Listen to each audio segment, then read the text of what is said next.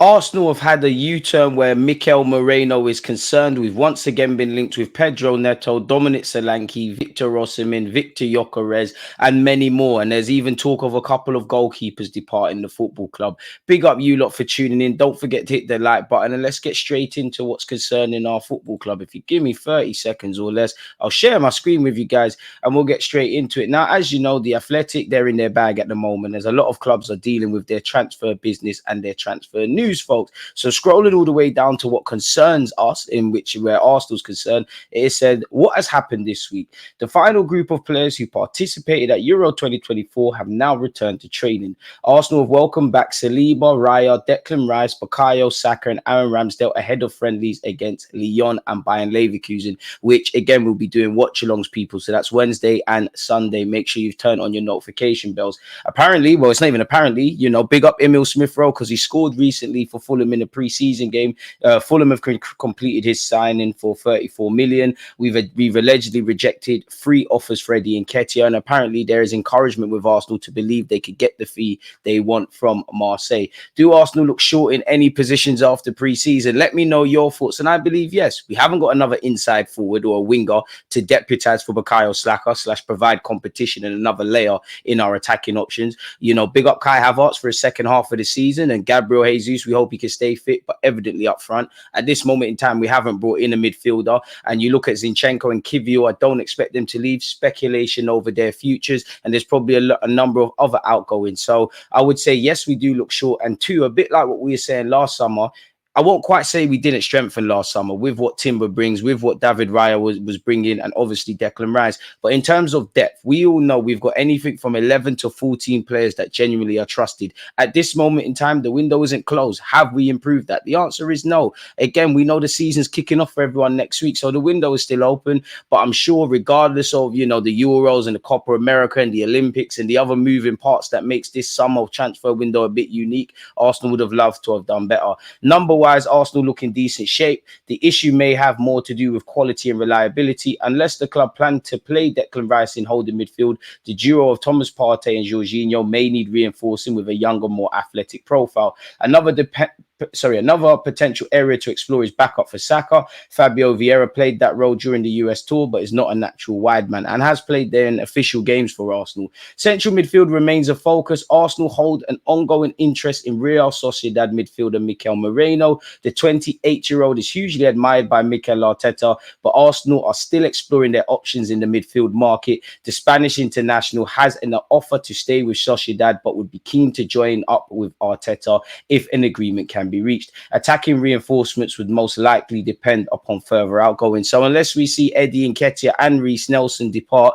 or either one of the two, do we not bring in attacking options respectfully to Reece Nelson? Obviously loved by the club, fan favorite, etc., etc. The minute everybody was fit last season, you struggled for game time. Eddie Nketiah is on the peripheral things. With us, if we fail to bring in a striker, obviously I do think we might keep hold of Eddie Nketiah, even though he can bring some money into the club, purely because despite the fact that Gabriel Jesus can play up front as well as out wide, and could indirectly affect what we do in wide areas. Obviously, Gabriel Jesus, you can't bet on his fitness. Kai Havertz, you can have conversations, but he's durable, and hopefully that continues. So there could be game time for Eddie Nketiah, which to some degree Arteta has to deem him reliable. On top of him being on big wages, which I'm sure the club would want to shift, but he's contracted for a long period of time. I don't think we learn anything new here, people, but as well as Eddie Nketiah, Reece Nelson and Aaron Ramsdale, people, they're the players that are looking for regular first-team football. Apparently, the expectation is that they'll be allowed to leave Arsenal before the end of the window. After the acquisition of Ricardo Calafiori, Arsenal may also sell a defender to balance out the squad, which shows us with Kivio and obviously Zinchenko. I think there's more of a market for Kivio. Whether Arsenal are able to get a deal that they want is a completely other thing. I'm sure many people would say, I'd rather keep Kivio than Zinchenko, and it's how you look at it from a business point of view. All them Italian clubs is very different being linked and buying players, but they've been linked with Kivio. Whether they want to buy him permanently, whether they want a loan with an obligation to buy or a dry loan, that's down to them. And if Arsenal agree to that, obviously Zinchenko is probably on a lot more wages.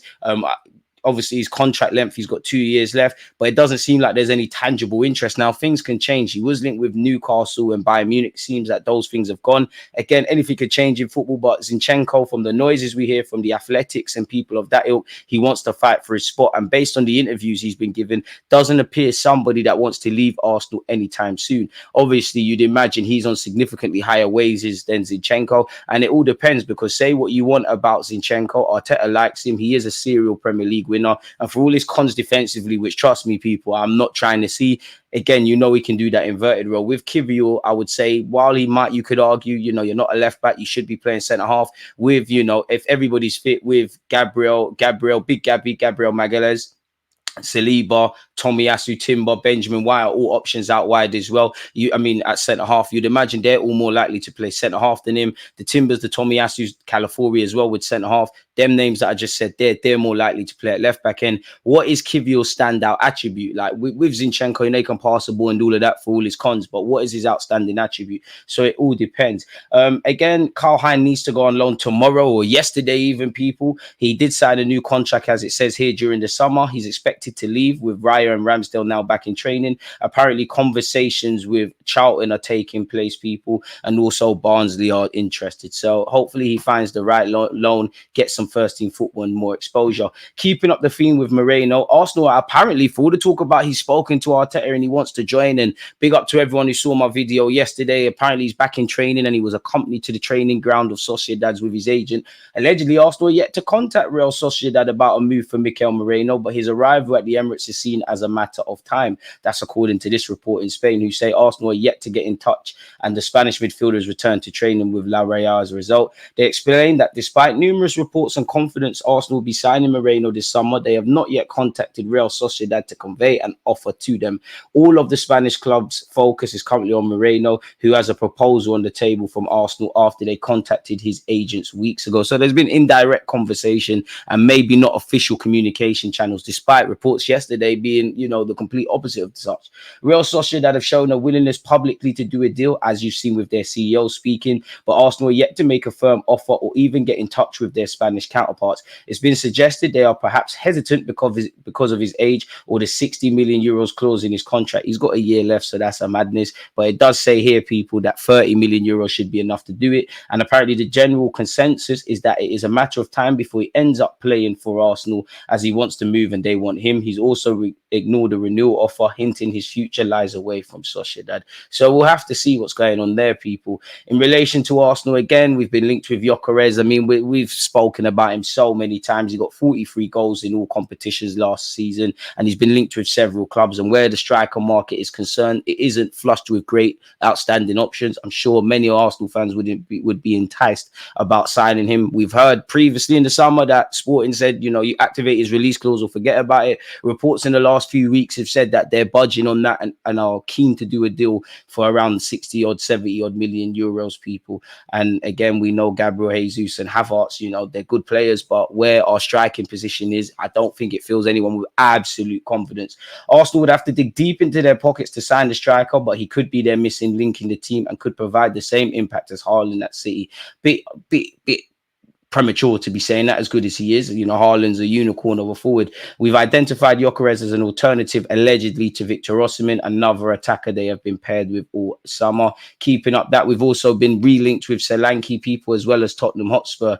Again, at 26 years of age, he could be a decent player. I do think Solanke is decent in terms of his general play. Last season, he found his goal-scoring touch. He's probably going to cost more money than Arsenal prepared to pay. So I think forget about that. And also him being homegrown, and a move to either Arsenal or Spurs could maybe get him in contention for England, people. Apparently, Bournemouth directors have said in a meeting with the players' agents they're not willing to sell him in the current transfer window. So that means you're going to have to pay something silly. Apparently, people, he has a contract release clause of 65 million, people. So we'll have to see exactly what's going to go on there. I don't know if Arsenal deem that value for money. We have been linked previously this summer with Isaac, with Ivan Toney, with Benjamin Sesko. And apparently we're not only looking at a striker, but maybe we're shifting alternatives to an inside kind of forward or a versatile kind of striker, people. Allegedly, you know, Pedro Neto's been name dropped, people, and he's highly rated. But again, his price tag and the injury concerns as something that could put a spanner in the works. I have gone over the Isaac thing. Again, we're not going to put the money down for him or Gamara, so check out the video yesterday. But I do think, interestingly, it said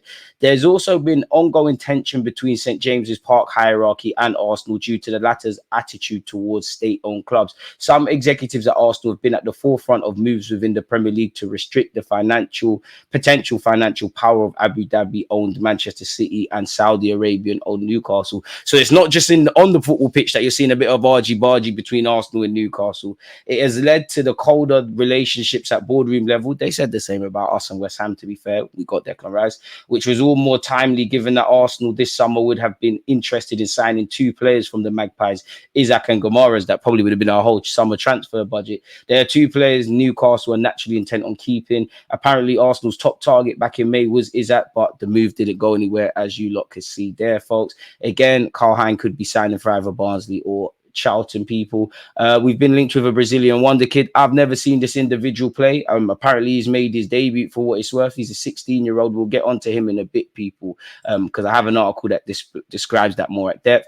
Pedro Neto is still linked with both Arsenal and Spurs. Again, at this point, it seems like you just have to put the money down. Some reports are saying he'd prefer a move to Arsenal versus Spurs.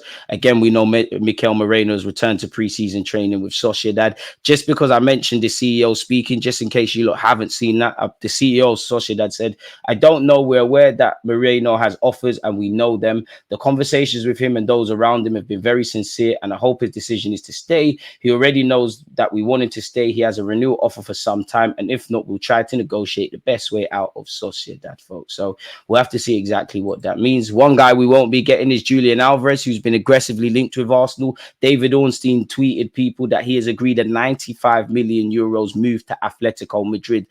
So yeah, man, I mean, the move to City has been great. You learned from Pep Guardiola. You won every significant trophy there is to offer, and you could be a main player at Atletico, as well as living in sunny Spain, which I'd imagine is more aligned to the way of life in South America than definitely Manchester, or specifically Argentina. Chelsea apparently have left the race for Osimhen. The deal for, Samu Omoro Dion, who's actually technically owned by Atletico, ends Osimhen to Chelsea. I wouldn't rule out anything Chelsea have shown. They'll sign 1 million players, but you never know. Some of you like the look of Santiago Jimenez, the Mexican and Feyenoord forward. Apparently, Nottingham Forest have become the latest club to be credited with an interest in the individual, folks.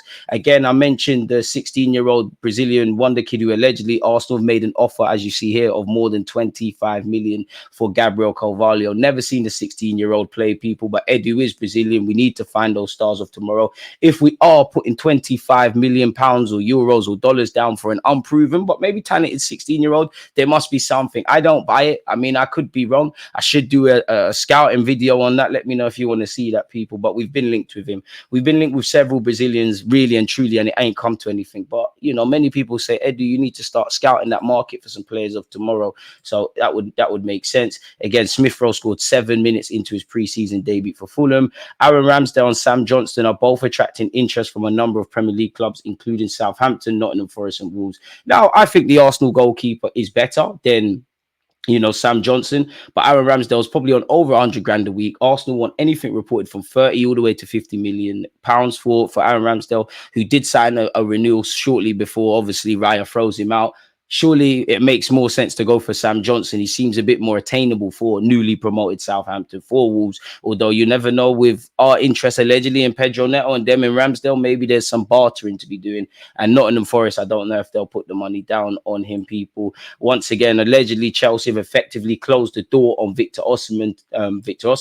PSG remain in the running to sign the player, while Arsenal could also come back into play. Saudi Arabia continues to follow Osimhen, but he is not fully convinced by the project. So, where Carvalho, Osimhen, Julian Alvarez, Gyökeres, Solanke, Mikel Moreno's concerned, that's everything that seems to be in the news at this moment in time. Of course, rest assured there'll be live streams and videos and some form of me covering videos, emerging news and videos for you lot. So make sure you're hitting the subscribe button. Check out the description, because I'm actually making a new channel where we're going to keep it Arsenal here and talk about all of football over there. So yeah, let me know. Don't forget to do that. Let me know your thoughts on everything we've discussed here. Do you think we should step away from Moreno? Let me know everything. And on that note, thank you for your support. Stay safe, stay blessed. Peace.